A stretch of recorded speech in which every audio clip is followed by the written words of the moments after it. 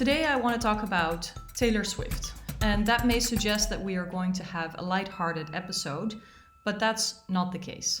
On the contrary, because the pop icon has been the subject of one of the most traumatizing experiences that anyone can live through online in relation to AI and new technology. Taylor Swift was the victim of the creation of non-consensual, sexually explicit content, or a pornographic deepfake. Now, the term deepfake may ring a bell because we've talked about the more convincing messages that generative AI can create in the context of election manipulation, disinformation.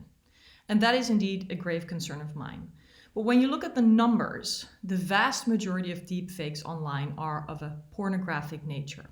And when those are non-consensual, imagine, for example, when it's not a pop icon that everybody knows and can come to the rescue for, but a young teenager who is faced with a deepfake porn image of themselves, classmates sharing it. You can well imagine the deep trauma and stress this causes. And we know that this kind of practice has unfortunately led to self-harm among young people as well.